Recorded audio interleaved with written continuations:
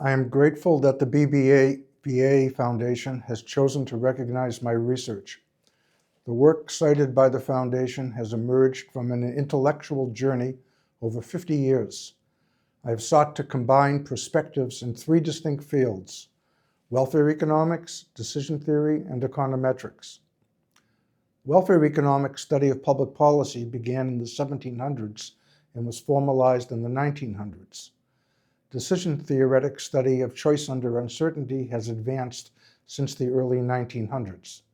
Econometrics has progressed from the 1930s onward. I have sought to build connections and to make the results useful to policy evaluation.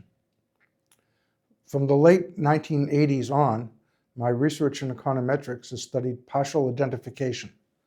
Empirical research must deal with problems of statistical imprecision and identification. Statistical imprecision occurs in studies of small data samples.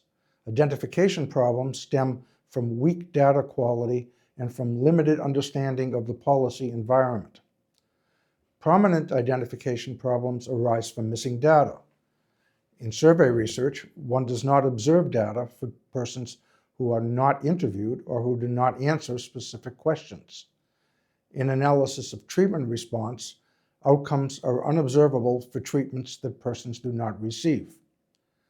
The norm in empirical research has been to assume that data quality is high and understanding of the environment is strong, enabling increasingly precise inference as sample size grows. Researchers measure and report statistical imprecision, which disappears in large samples. Partial identification analysis studies realistic settings where data quality and knowledge of the environment often are weak.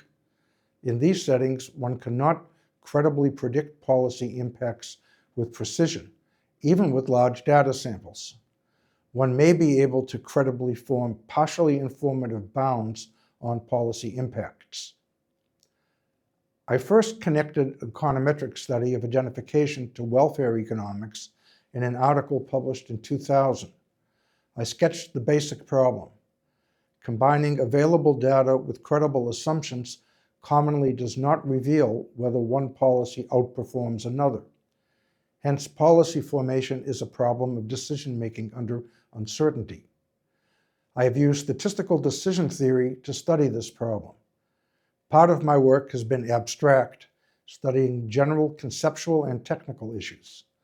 Part has analyzed specific policy problems, including climate policy, criminal justice policy, income tax policy, clinical decisions in medicine, and public health policy. I will now aim to explain in a bit more depth. Welfare economics becomes operational when several questions are answered. What constitutes social welfare? What are the feasible actions? What is known about the consequences of alternative actions? Welfare maximization is a well-defined objective if one knows enough about the consequences of alternative actions to determine a clear best choice. Determination of an optimal policy is not feasible if the consequences are too uncertain to conclude what action is best. My concern is societal decision-making in these settings, which are very common. Economists have unrealistically assumed enough knowledge to recommend optimal policies. I have referred to this as policy analysis with incredible certitude. I have argued that policy choice with incredible certitude harms society in several ways. It seeks to maximize some hypothetical social welfare rather than actual welfare. It does not recognize the value of research aiming to improve knowledge, and it does not appreciate the usefulness of decision strategies that help society cope with uncertainty. To characterize policy uncertainty, I have drawn on my research on partial identification.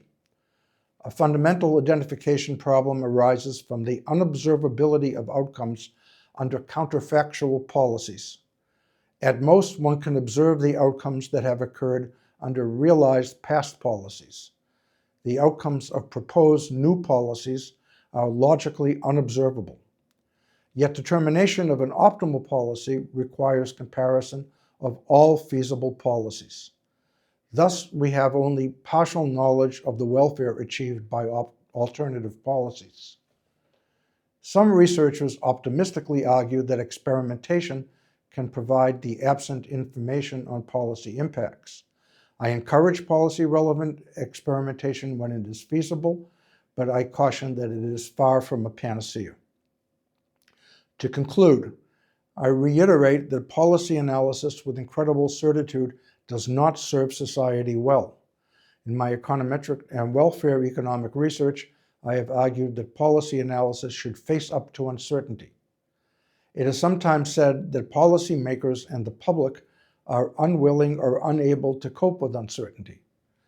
I believe that salutary change can occur if awareness grows that incredible certitude is harmful. Researchers should strive to provide credible policy analysis, recognizing the subtlety of decision-making under uncertainty.